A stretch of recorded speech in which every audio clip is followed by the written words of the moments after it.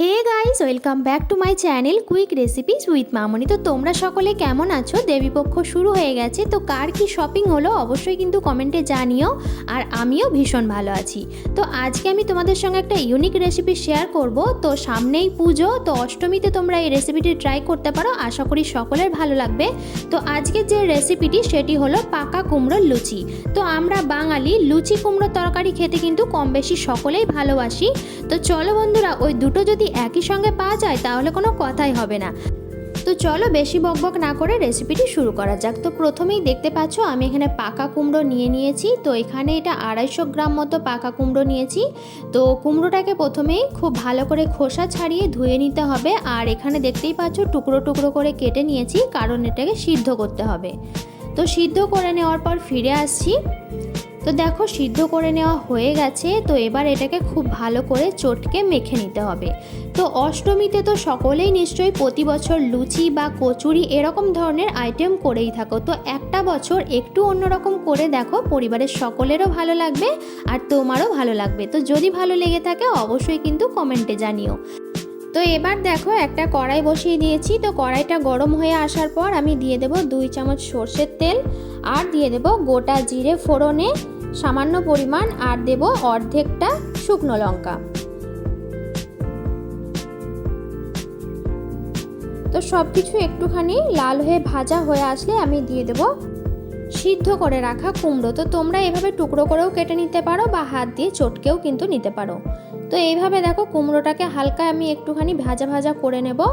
আর কুমড়োর মধ্যে অল্প কিছু পরিমাণ মশলা দেব, মানে মশলা বলতে সেরকম কিছু না, সামান্য পরিমাণ লবণ দেব আর সামান্য পরিমাণ চিনি দেবো। তো দেখো এখানে সামান্য পরিমাণ চিনি আমি অ্যাড করে দিলাম, আর দিয়ে দেবো পরিমাণ মতো লবণ আর সামান্য পরিমাণ হলুদের গুঁড়ো দিয়ে খুব ভালো করে নাড়াচাড়া করে নিয়ে কুমড়োটাকে আমি নামিয়ে নেব। তো চ্যানেলে যারা নিউ আছো অবশ্যই কিন্তু চ্যানেলটা সাবস্ক্রাইব করে নিয়ে পাশে থাকা বেল আইকনটিও প্রেস করে দিও, আর আমার নতুন ভিডিওর আপডেট পেতে আমার সঙ্গে থেকো। তো চলো বন্ধুরা, ভিডিওটি শেষ পর্যন্ত দেখতে থাকো, আশা করি সকলের ভালো লাগবে। তো দেখো কুমড়োটা নাড়াচাড়া করে নিচ্ছি। তো প্রায় হয়ে এসেছে, মিডিয়াম টু লো ফ্লেমে এটাকে করে নিতে হবে। তো হয়ে গেছে, এটা এবার নামিয়ে নিয়ে ঠান্ডা করে নেব। তো ঠান্ডা করে নেওয়ার পর তো এবার অল্প অল্প করে ময়দা দিয়ে একটা শক্ত ডো আমি বানিয়ে নেব।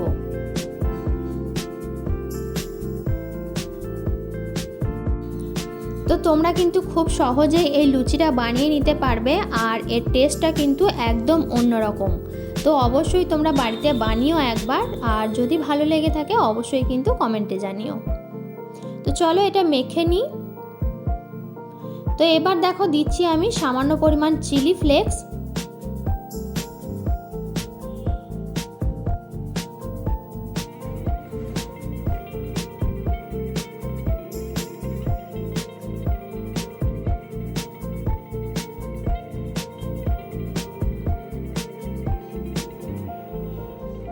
তো দেখো হয়ে এসেছে।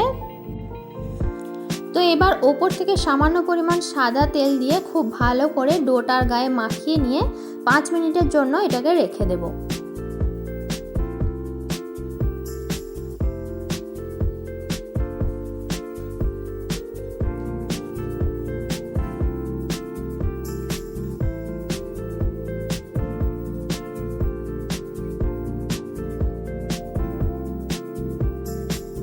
তো 5 মিনিট হয়ে গেলে এটা থেকে আমি আবার লেচি কেটে নেব। লুচি যেরকম হয় ছোট ছোট আকারে আমি লেচি কেটে নেব।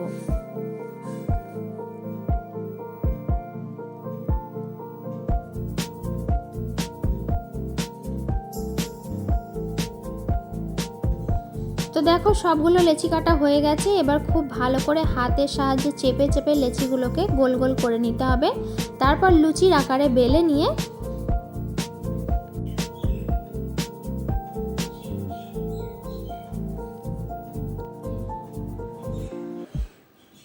তো অবশ্যই লুচিটা যখন বেলবে একটু খেয়াল রাখবে যে কুমড়ো যেহেতু নরম, তো আটাটা যতই শক্ত করে মাখো একটু নরম হয়ে আসে, তো সেটা কোনো অসুবিধা নেই। তো বেলার সময় একটু সাবধানে বেলবে, তাহলে দেখবে সব ঠিকঠাক হবে।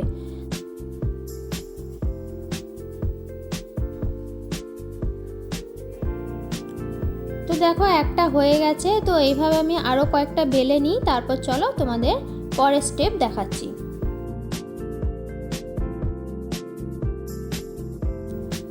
তো তো মোটামুটি কয়েক কটা বেলা হয়ে গেছে। তো এবার দেখো কড়াই বসিয়ে দিয়েছি। তো কড়াইয়ে আমি কিছুটা পরিমাণ সাদা তেল দিয়ে তেলটাকে খুব ভালো করে গরম করে নেব হাই ফ্লেমে। তো দেখো এবার তেল গরম হয়ে এসেছে। এবার আস্তে আস্তে করে লুচিগুলো আমি ছেড়ে দেব আর মিডিয়াম টু লো ফ্লেমে লুচিগুলোকে ভেজে নেব। তো প্রথমে তেলটাকে আমি হাই ফ্লেমে গরম করে নিয়েছি। তো দেখো চেপে চেপে একটুখানি ভেজে নিচ্ছি আর লুচিগুলো কত সুন্দর ফুলবে, দেখো দারুণ সুন্দর লুচিগুলো ফুলে উঠেছে। আর এরকম ফুলকো ফুলকো পাকা কুমড়োর লুচি তোমরা অবশ্যই বাড়িতে একবার ট্রাই করো। আর আমি বলবো এবারের অষ্টমীতে পুরো পরিবার একসঙ্গে বসে এই পাকা কুমড়োর লুচি যে কোনো নিরামিষ তরকারি সঙ্গে রাখো মিষ্টি, একদম অষ্টমী জমে উঠবে।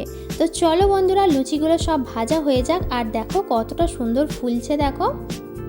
তো এইভাবেই সবগুলোকে ভেজে নেব আর ভাজা হয়ে গেলেই তৈরি হয়ে যাবে পাকা কুমড়োর লুচি। তো গরম গরম তোমরাও সার্ভ করো আর অবশ্যই আমাকে কমেন্ট করো এই রেসিপিটি তোমাদের কেমন লেগেছে। আর এরকম ইউনিক রেসিপি পেতে অবশ্যই কিন্তু এই চ্যানেলের সঙ্গে থাকতে হবে। তার জন্য অবশ্যই চ্যানেলটা সাবস্ক্রাইব করে নিয়ে পাশে থাকা বেল আইকনটিও প্রেস করে দিও আমার নতুন ভিডিওর আপডেট পেতে। আর যারা আমার পাশে আছো তাদেরকে অসংখ্য ধন্যবাদ আমার পাশে থেকে আমাকে উৎসাহ দেওয়ার জন্য। তো চলো বন্ধুরা এরকমই ইউনিক রেসিপি নিয়ে আবারও ফিরে আসবো তোমাদের সঙ্গে। তো ততক্ষণ তোমরা ভালো থেকো, সুস্থ থেকো। আর আজকের মতো এই পর্যন্ত, চলো টাটা।